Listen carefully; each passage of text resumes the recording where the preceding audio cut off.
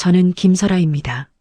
2022년 9월 제 인생에서 가장 중요한 결정을 내리게 된 그날의 이야기를 들려드리려고 합니다. 북한 여자 배구 국가대표 주장이었던 저는 그해 가을 태국 방콕에서 열리는 국제 친선대회 출전 명단에 이름을 올렸습니다. 당시 23이었죠. 함께 선발된 선수는 총 12명이었습니다. 부주장 박민주는 제가 10살 때부터 함께 배구를 해온 친구였고 새터리의 이는 팀에서 가장 영리한 선수였습니다. 막내 최유진은 고작 19살이었지만 공격력만큼은 팀 최고였죠. 해외 출전이 결정되고 나서 저희는 지옥 같은 시간을 보내야 했습니다. 출국 전 3주 동안 특별 교육이라는 명목으로 매일 새벽 5시부터 밤 11시까지 세뇌 교육을 받았습니다. 조국의 명예를 빛내라, 자본주의 세계의 유혹에 넘어가지 마라, 위대한 수령님의 은혜를 잊지 마라는 말을 수백 번도 넘게 들었습니다. 교육이 끝나면 감시 훈련이었습니다. 서로를 감시하고 보고하는 법을 배웠죠. 친구를 믿지 말라고, 가족보다 당을 먼저 생각하라고 가르쳤습니다. 솔직히 말하면 저는 그때까지만 해도 탈출 같은 건 생각해 본 적이 없었습니다. 무섭기도 했고 그게 가능한 일인지도 몰랐습니다. 그냥 주어진 삶을 살아가는 거라고 생각했죠. 방콕에 도착한 건 대회 사흘 전이었습니다. 비행기에서 내리는 순간 느껴진 뜨거운 열대 공기가 아직도 생생합니다. 공항을 빠져나올 때 본 화려한 불빛들, 자유롭게 웃으며 걸어다니는 사람들의 모습이 낯설었습니다. 감시원 2명은 저희를 한순간도 놓치지 않았습니다. 화장실 갈 때도 둘씩 짝을 지어 가야 했고 밖을 내다볼 때도 감시를 받았습니다. 호텔은 5층짜리 건물이었고 저희는 5층에 배정받았습니다. 감시원들은 복도 양쪽 끝방을 차지했죠. 저희 12명은 중간에 6개 방에 2명씩 나눠 들어갔습니다. 저는 민주와 같은 방을 썼습니다.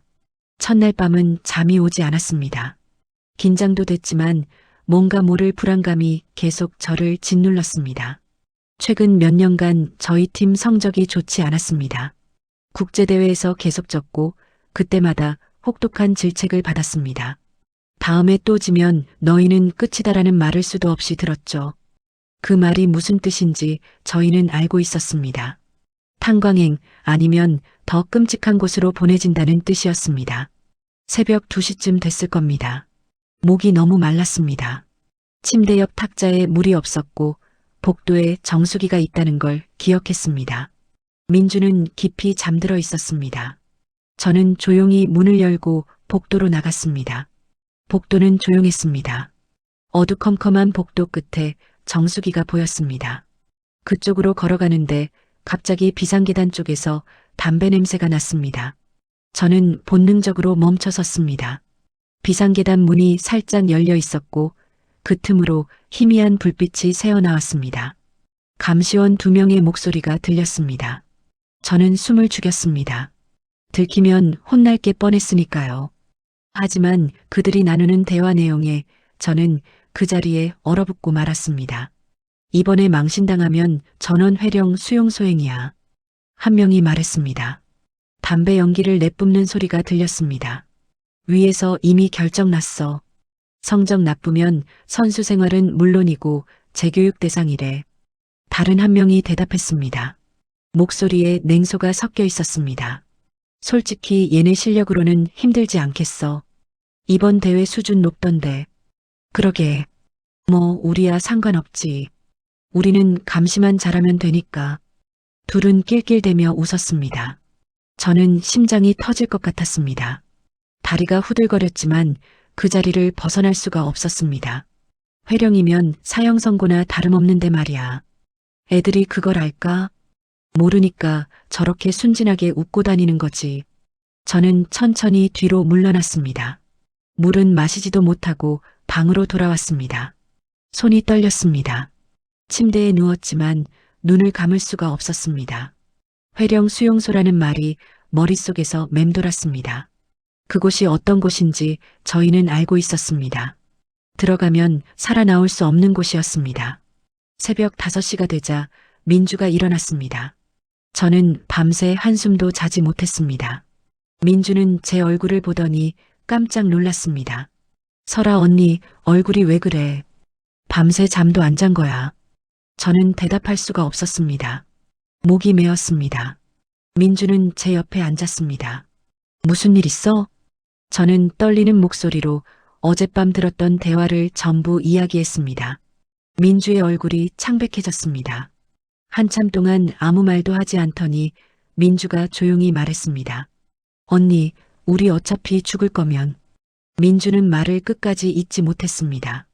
하지만 저는 민주가 무슨 말을 하려는지 알았습니다. 저희는 말없이 서로를 바라봤습니다. 그 순간 저는 알았습니다. 제 인생이 완전히 바뀔 거라는 걸요. 그리고 이 결정이 제 인생에서 가장 중요한 선택이 될 거라는 것도 말입니다. 그날 하루는 악몽 같았습니다. 아침 훈련 때 공이 손에 잡히지 않았습니다. 머릿속에서 어젯밤 들었던 대화가 계속 맴돌았죠. 회령 수용소, 재교육, 사형 선고나 다름없다는 말들이 귓가에서 떠나질 않았습니다. 민주도 마찬가지였습니다. 평소 같으면 정확하게 들어오던 토스가 엉망이었습니다. 코치가 소리를 질렀지만 제대로 고쳐지지 않았습니다. 감시원들이 우리를 노려보는 게 느껴졌습니다. 점심 식사 때 저는 민주와 함께 화장실로 갔습니다. 다른 선수들이 없는 걸 확인하고 세면대 앞에서 속삭였습니다. 민주야, 우리 진짜 어떻게 해야 할까? 민주가 물을 틀었습니다. 혹시 모를 도청을 막기 위해서였죠. 언니, 나도 밤새 생각했어. 우리 혼자서는 안 돼. 혜인 언니한테 말해보자. 리에이는 팀에서 가장 냉철한 선수였습니다. 어떤 상황에서도 침착함을 잃지 않는 사람이었죠. 저희보다 한 살 많았지만 판단력만큼은 누구보다 뛰어났습니다. 오후 자유시간에 저희는 혜인을 복도 구석으로 불렀습니다. 주변을 살핀 뒤 제가 들었던 이야기를 전부 털어놨습니다. 혜인의 표정이 굳어졌습니다. 예상은 했어. 솔직히 우리 실력으로 이번 대회 이기기 힘들잖아. 혜인이 차갑게 말했습니다. 그럼 우리 어떻게? 정말 수용소로 가는 거야. 민주가 울먹였습니다. 아직 경기도 안 했잖아. 일단 오늘 경기 보고 얘기하자. 혜인이 우리 어깨를 두드렸습니다. 하지만 혜인의 눈빛에도 두려움이 어려 있었습니다. 첫 경기는 그날 저녁 7시였습니다. 상대는 태국 국가대표팀이었습니다. 라커룸에서 유니폼을 갈아입을 때부터 불길한 예감이 들었습니다. 손이 차갑게 식었고 다리가 후들거렸습니다. 경기장에 들어서자 관중석이 보였습니다. 수백 명의 사람들이 환호했습니다. 태국팀을 응원하는 함성이 체육관을 가득 채웠죠. 저희를 응원하는 사람은 아무도 없었습니다. 감시원 2명만이 관중석 구석에 앉아 우리를 지켜봤습니다. 첫 세트가 시작됐습니다. 서브를 넣는 순간부터 모든 게 꼬이기 시작했습니다. 제 서브는 네트에 걸렸고 민주의 리시브는 엉뚱한 곳으로 날아갔습니다. 상대팀 공격을 막아내지 못했습니다. 25대 13으로 첫 세트를 내줬습니다. 두 번째 세트는 더 처참했습니다. 우리 팀은 완전히 무너졌습니다. 의사소통도 제대로 되지 않았고 수비 위치도 엉망이었습니다. 25대 9였습니다. 관중들은 태국팀의 압도적인 경기에 열광했습니다. 세 번째 세트 때 저는 타임아웃을 요청했습니다. 벤치로 모인 선수들의 얼굴은 창백했습니다. 모두 같은 생각을 하고 있다는 걸 알 수 있었습니다. 이기지 못하면 우리는 끝이라는 것을요. 집중해. 우리 할 수 있어. 저는 억지로 목소리를 냈습니다. 하지만 제 말에는 힘이 없었습니다. 선수들도 알고 있었습니다. 이미 늦었다는 걸요. 마지막 세트는 25대 11로 끝났습니다. 3대 0 완패였습니다. 우리는 네트 앞으로 가서 상대팀과 악수를 나눴습니다. 태국 선수들은 환하게 웃으며 우리를 격려했습니다.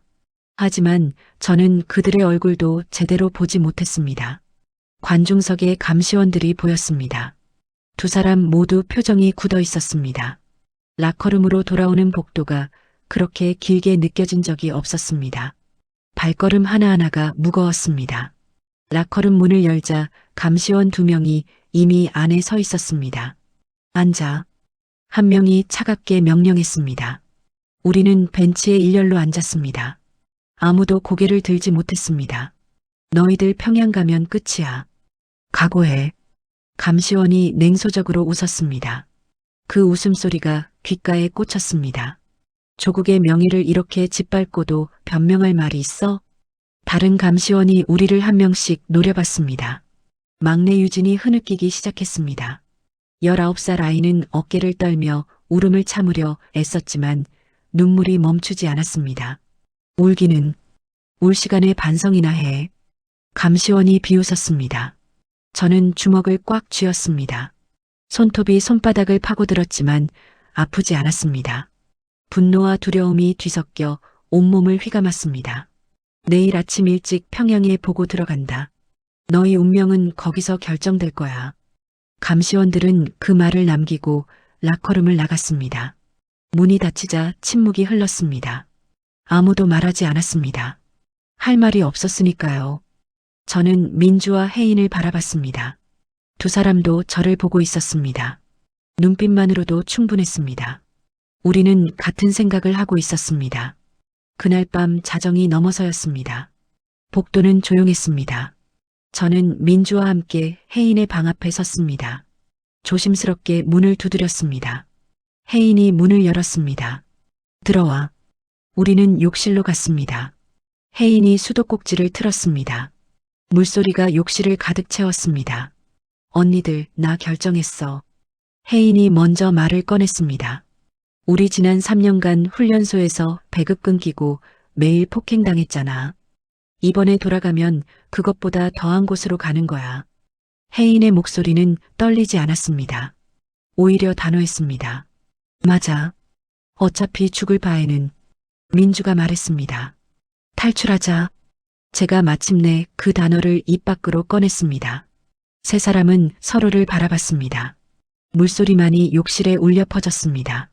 방법을 찾아야 해. 우리 셋만으로는 부족해. 혜인이 말했습니다. 다른 애들한테도 말해야 해. 하지만 조심해야 해. 한 명이라도 밀고 하면 우리 모두 죽어. 민주가 속삭였습니다.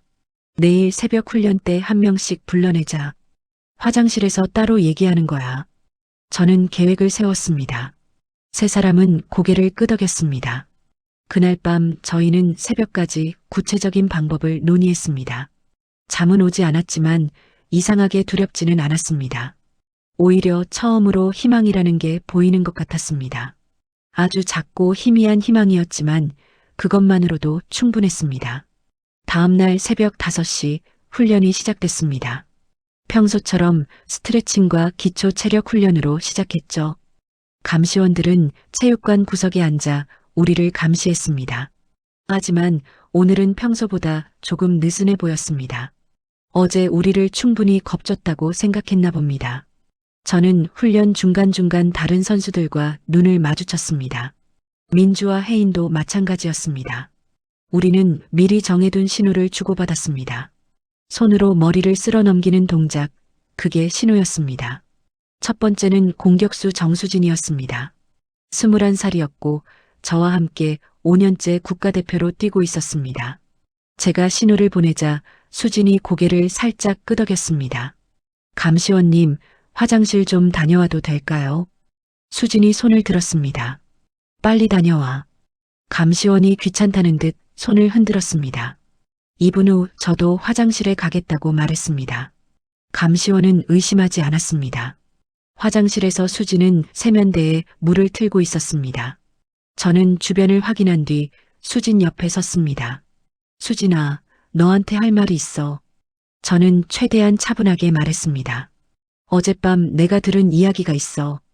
우리 이번에 지면 회령으로 간대. 감시원들끼리 하는 얘기 들었어. 수진의 얼굴이 하얗게 질렸습니다. 언니, 그게 무슨... 사실이야. 그래서 우리 결정했어. 탈출하기로. 제가 단도직입적으로 말했습니다. 수진은 한참 동안 아무 말도 하지 못했습니다. 손이 떨리는 게 보였습니다.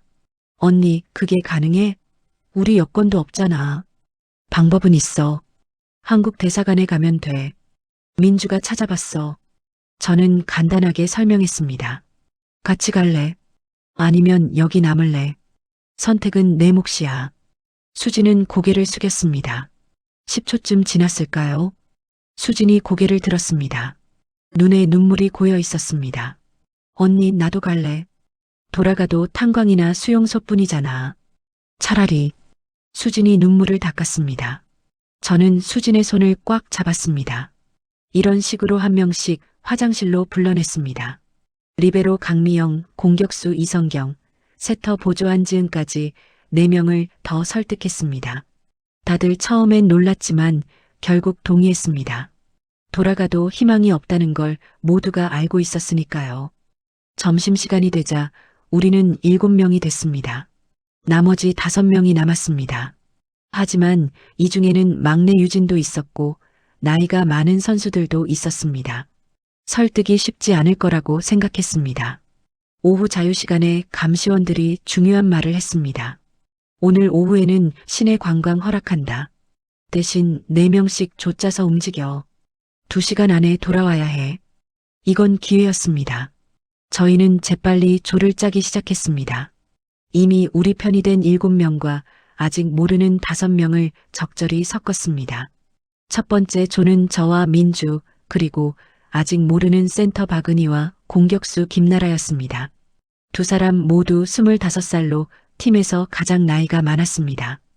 호텔 밖으로 나오자 따뜻한 햇살이 내리쬐었습니다. 거리는 사람들로 붐볐고 형형색색의 간판들이 눈에 들어왔습니다. 하지만 저희에겐 관광할 여유가 없었습니다. 은희야, 나라야, 우리 잠깐 저기 카페 들어가자. 민주가 말했습니다. 한적한 카페를 골라 구석자리에 앉았습니다. 음료를 주문하고 주변을 살펴본 뒤 저는 2사람에게 모든 것을 털어놨습니다. 은희는 충격을 받은 듯 말을 잇지 못했습니다. 나라는 손으로 얼굴을 감쌌습니다. 언니, 정말 그런 얘기를 들었어? 나라가 떨리는 목소리로 물었습니다. 내 귀로 직접 들었어. 거짓말 아니야. 제가 단호하게 대답했습니다. 우리 이미 7명이 결정했어. 너희도 같이 가자. 민주가 말했습니다. 은희와 나라는 서로를 바라봤습니다.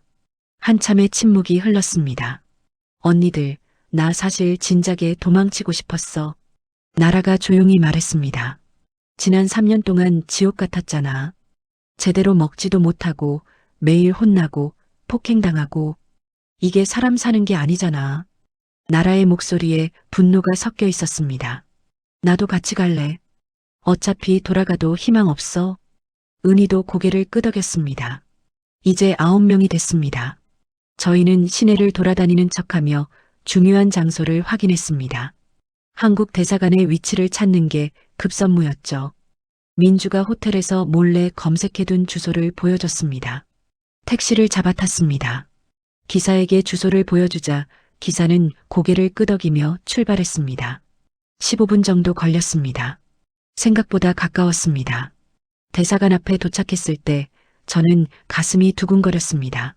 높은 담장 너머로 태극기가 펄럭이는 게 보였습니다. 저 안으로 들어가면 우리는 자유로워질 수 있다는 생각이 들었습니다. 호텔에서 7km 정도네. 민주가 휴대전화를 보며 말했습니다.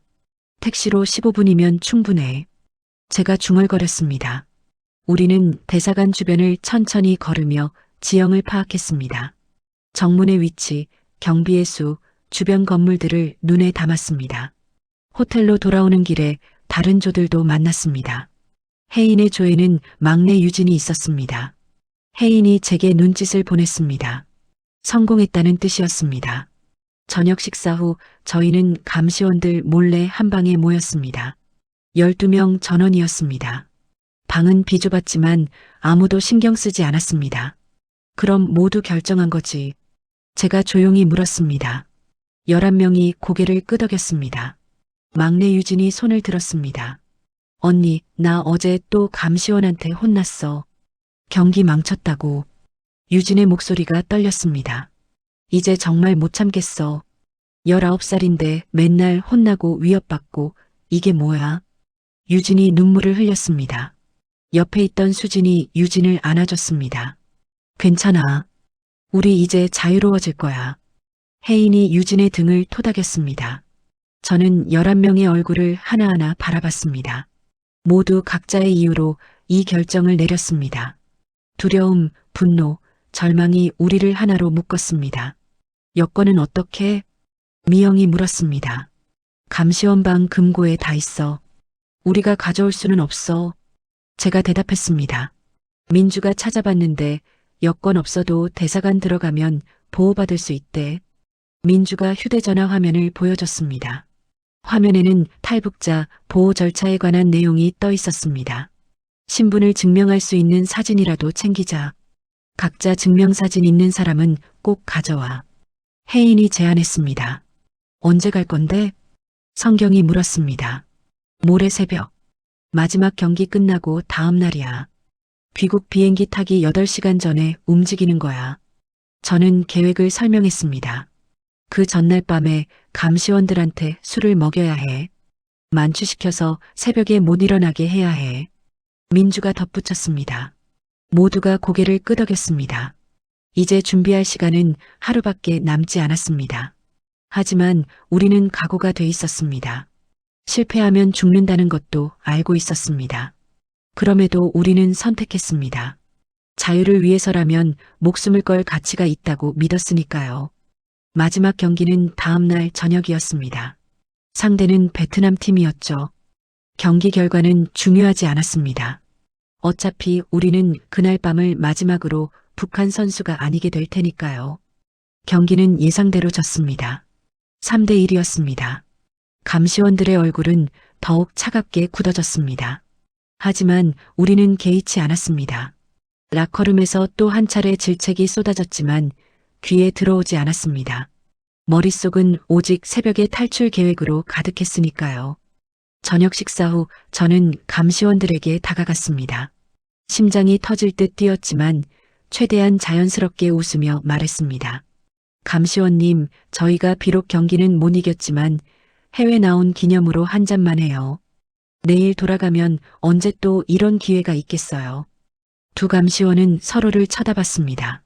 잠시 망설이는 듯 했습니다. 애들이 술을 마실 줄이나 아나? 한 명이 비웃듯 말했습니다. 저희 다 성인이에요. 조금씩은 할 수 있어요. 민주가 거들었습니다. 마지막 밤이니까 괜찮겠지. 결국 감시원들이 동의했습니다. 우리는 호텔 근처 작은 식당을 찾았습니다. 12명의 선수와 2명의 감시원, 모두 14명이 둥근 테이블에 둘러앉았습니다. 술은 감시원들이 주문했습니다. 소주와 맥주가 테이블에 놓였습니다. 저희는 작전대로 움직였습니다. 감시원들의 잔이 비면 재빨리 채웠습니다. 소주와 맥주를 섞어서 따랐죠. 감시원님, 고생 많으셨어요. 한 잔 더 하세요. 네, 저희 때문에 힘드셨죠. 선수들이 돌아가며 술을 권했습니다. 감시원들은 처음엔 경계하는 듯 했지만 점점 술에 취해갔습니다.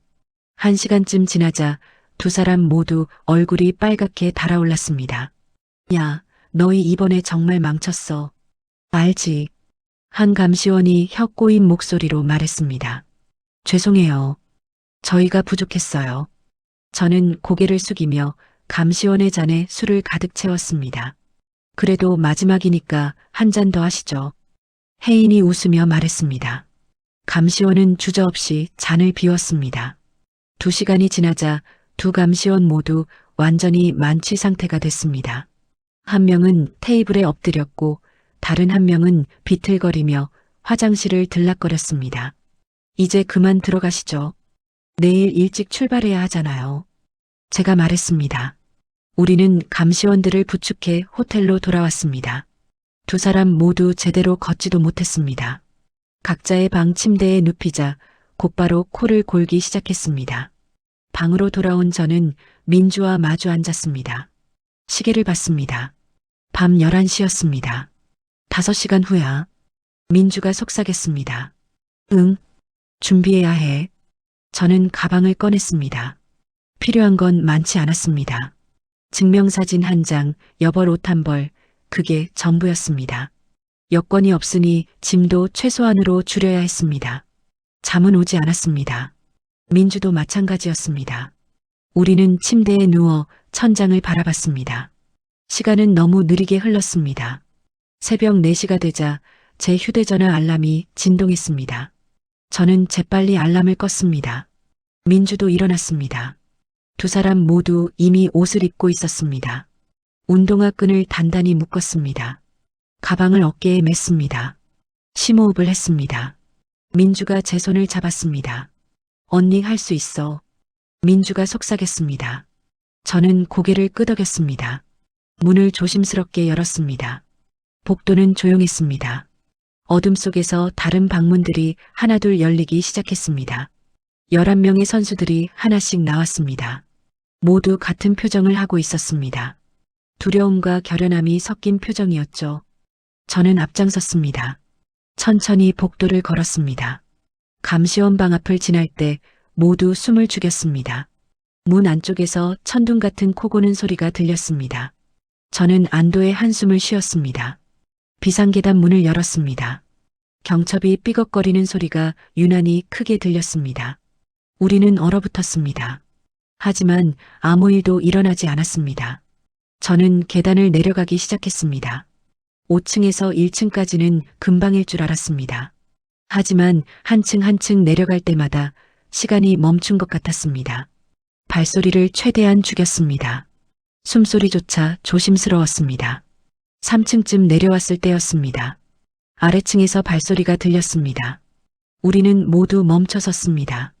제 심장이 미친 듯이 뛰었습니다. 계단 모퉁이를 돌아 호텔 직원이 올라왔습니다. 청소 도구를 들고 있었습니다. 직원과 눈이 마주쳤습니다.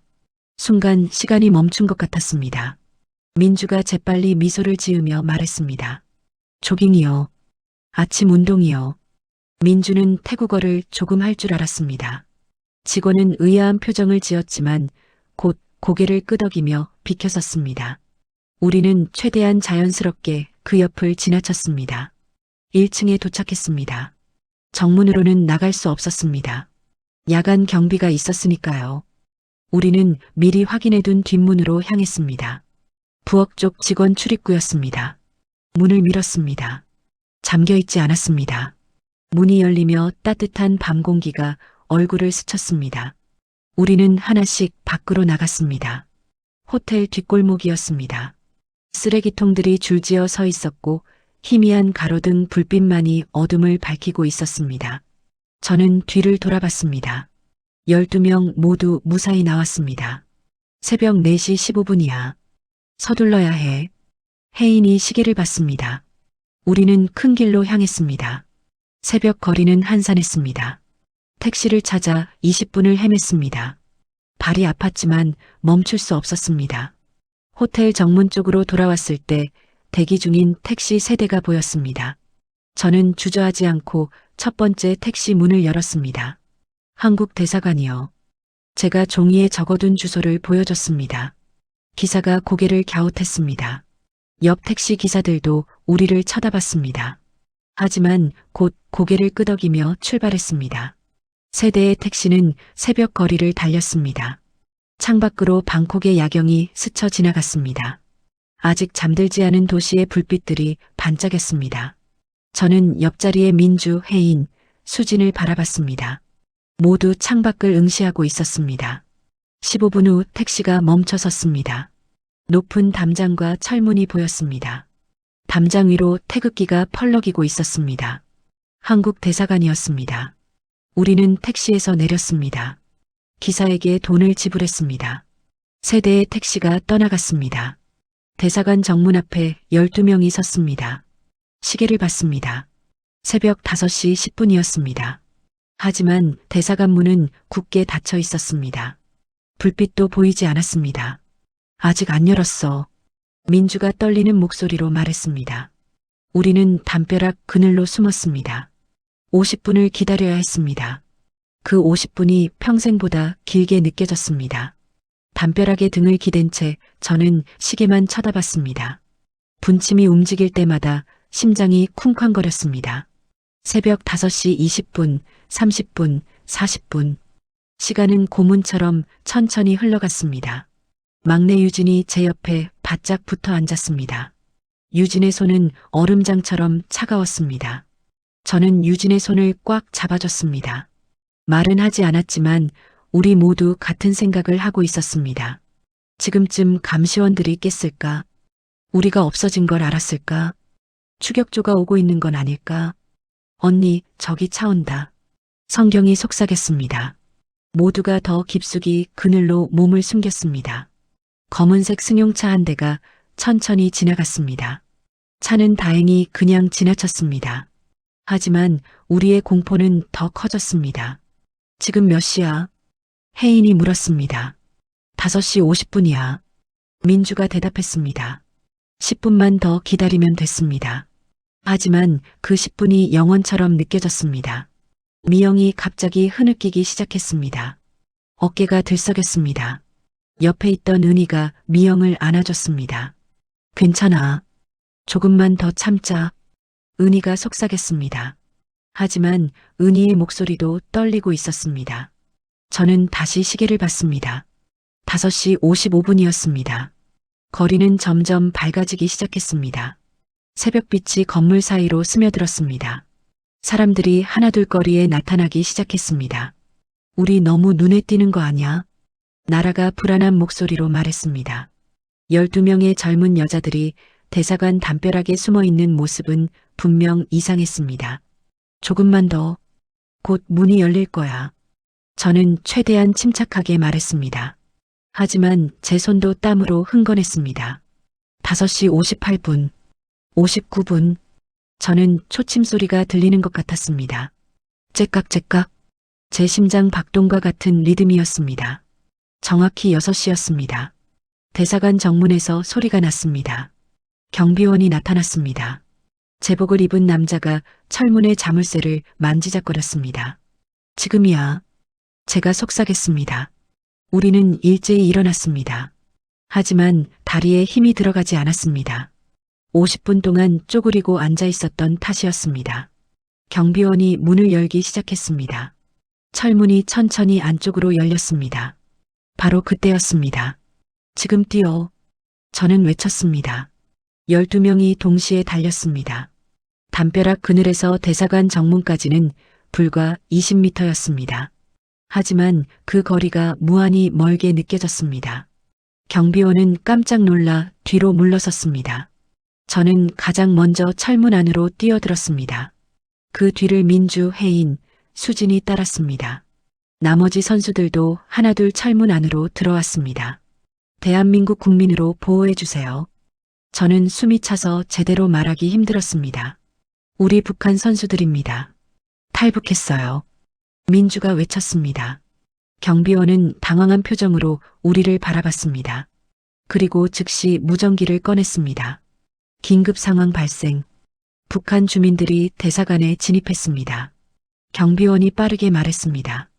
곧 대사관 건물에서 여러 명이 달려나왔습니다. 정장을 입은 남자들이었습니다. 몇 명이죠? 한 남자가 물었습니다. 12명입니다. 여자 배구 선수들이래요. 경비원이 대답했습니다.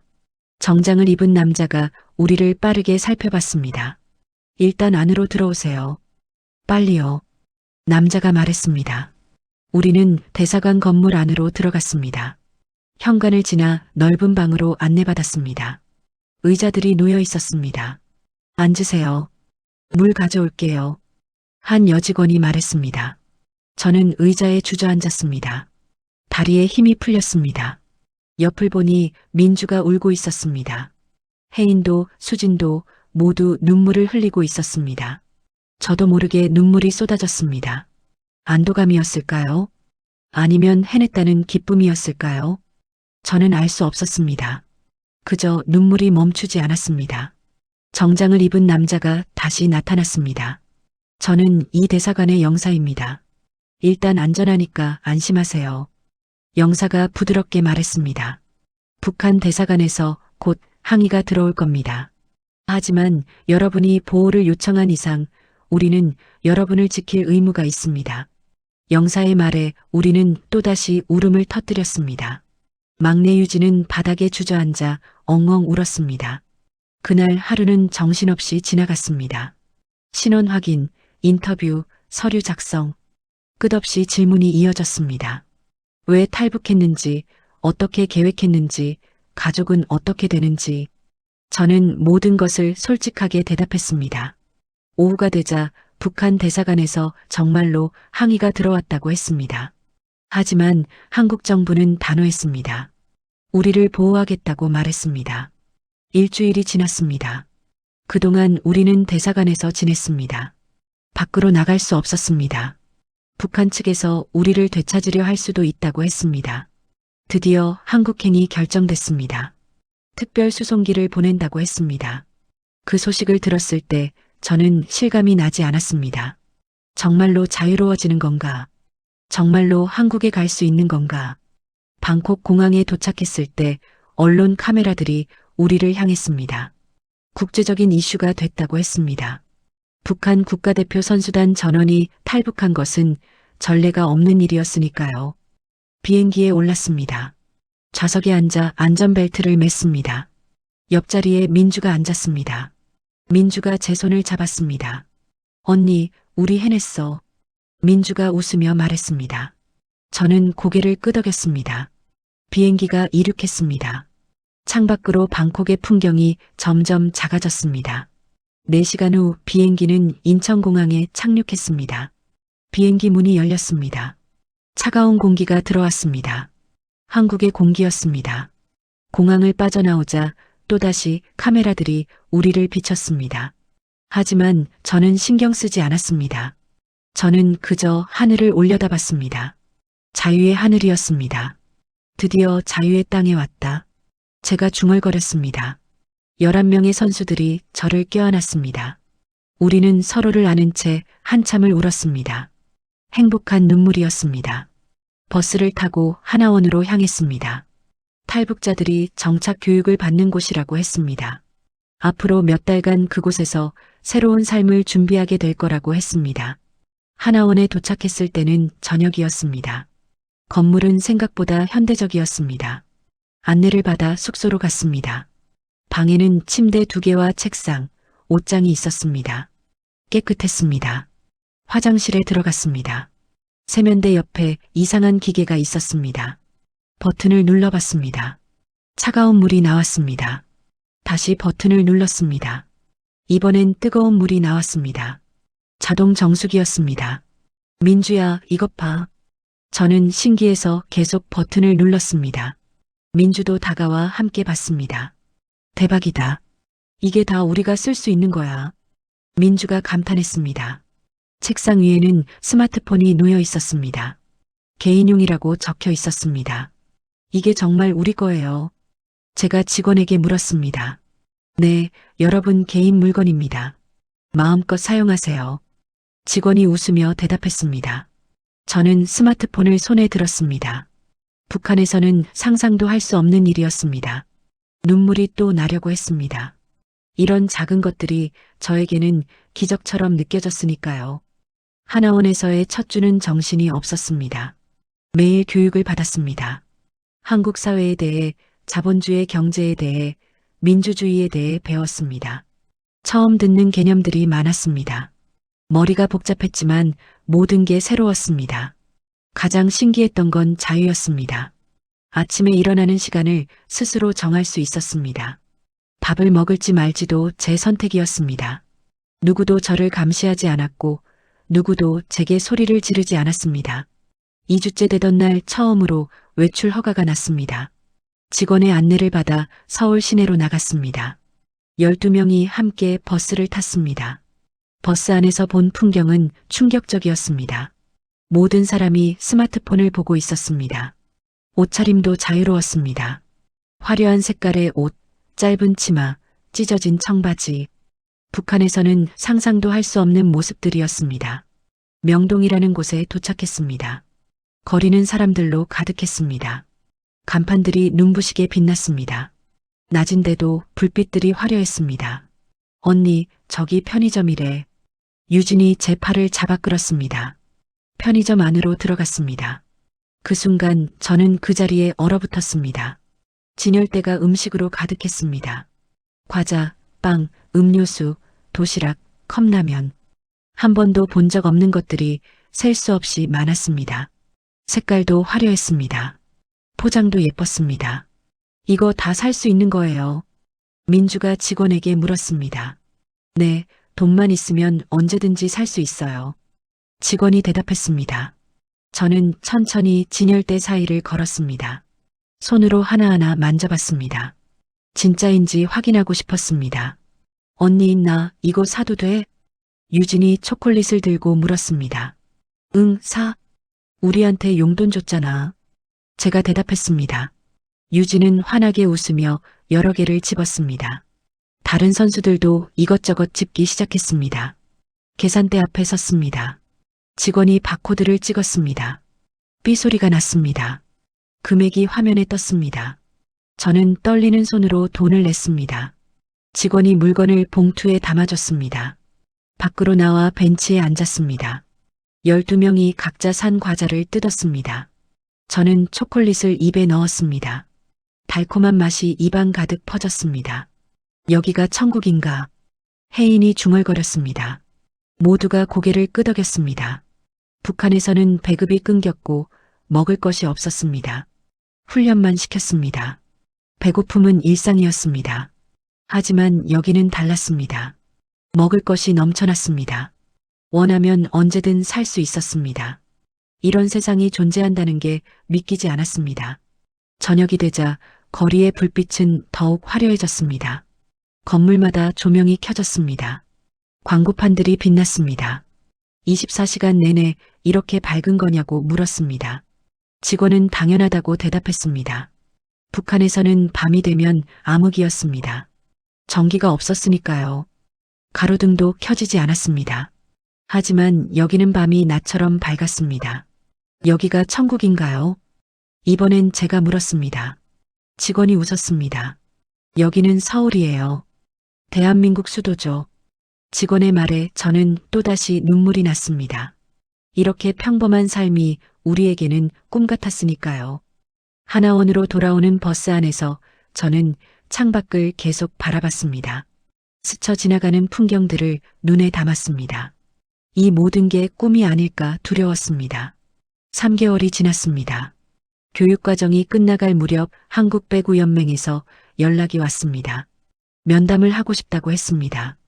회의실에서 연맹 관계자들을 만났습니다. 정장을 입은 남자들이 우리를 반갑게 맞아줬습니다. 여러분의 이야기를 들었습니다.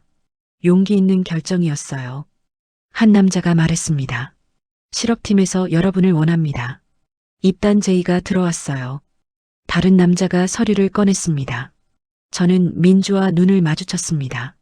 정말이냐는 표정이었습니다. 저희가 정말 한국에서 배구를 할 수 있나요? 제가 물었습니다. 물론입니다. 여러분은 국가대표 출신이잖아요. 실력도 뛰어나고요. 남자가 웃으며 대답했습니다. 그날 12명 중 6명이 실업팀 입단에 동의했습니다. 저와 민주, 혜인, 수진, 성경, 미영이었습니다. 나머지 6명은 다른 길을 선택했습니다. 은희와 나라는 대학에 가고 싶다고 했습니다. 유진은 코치가 되고 싶다고 했습니다. 지은, 지혜, 소영은 아직 결정하지 못했다고 했습니다. 하나원을 나오던 날 저는 모두에게 말했습니다. 우리 계속 연락하고 지내자. 우리는 함께 자유를 선택한 사람들이야. 모두가 끄덕이며 서로를 껴안았습니다. 그날 이후 우리는 각자의 길을 걸었습니다. 1년이 흘렀습니다. 저는 실업팀에서 주전으로 뛰었습니다. 북한에서와는 달랐습니다. 배구가 즐거웠습니다. 실수해도 혼나지 않았습니다. 코치는 격려해줬습니다. 동료들은 응원해줬습니다. 경기에서 이기면 기뻤고 저도 괜찮았습니다. 다음에 더 잘하면 됐으니까요. 배구가 두려움이 아닌 기쁨이 됐습니다. 어느 날 12명이 다시 모였습니다. 카페에서 만났습니다. 1년 만이었습니다. 모두 많이 달라져 있었습니다. 얼굴에 생기가 돌았고 눈빛이 밝았습니다. 언니들, 나 제안이 있어. 유진이 말했습니다. 우리 탈북민 배구팀 만들면 어때? 자유의 소중함을 알리는 거야. 유진의 제안에 모두가 동의했습니다. 그렇게 우리는 탈북민 배구팀을 창단했습니다. 주말마다 모여 연습했습니다. 가끔 시범 경기도 했습니다. 경기 후 관중들에게 우리 이야기를 들려줬습니다. 어떻게 탈북했는지, 왜 자유를 선택했는지, 사람들은 박수를 보내줬습니다. 눈물을 흘리는 사람들도 있었습니다. 2년째 되던 날 저는 인터뷰 요청을 받았습니다. 방송국에서 다큐멘터리를 만들고 싶다고 했습니다. 저는 동의했습니다. 카메라 앞에 앉았습니다. 기자가 물었습니다. 탈북을 후회한 적 없으세요? 저는 고개를 저었습니다. 한 번도 없습니다. 우리의 선택은 옳았어요. 제가 대답했습니다. 북한에서 우리는 사람 취급도 못 받았습니다. 그저 도구였을 뿐이었죠. 하지만 여기서는 사람으로 살 수 있어요. 진짜 선수로 살 수 있고요. 제 목소리는 떨리지 않았습니다. 확신에 차 있었습니다. 이제 저는 진짜 사람으로, 진짜 선수로 살고 싶습니다. 자유로운 세상에서요. 인터뷰를 마치고 나왔습니다. 밖은 해질녘이었습니다. 노을이 아름다웠습니다. 저는 하늘을 올려다봤습니다. 2년 전 방콕 대사관 앞에서 떨고 있던 제가 떠올랐습니다. 그때의 두려움도 불안함도 이제는 추억이 됐습니다. 저는 자유를 선택했고 그 선택은 제 인생을 완전히 바꿔놨습니다. 휴대전화가 울렸습니다. 민주였습니다. 언니, 오늘 저녁 다 같이 모이기로 했잖아. 응, 지금 간다. 저는 웃으며 대답했습니다. 새로운 삶이 시작됐습니다. 자유로운 삶이었습니다. 그리고 저는 이제 행복했습니다.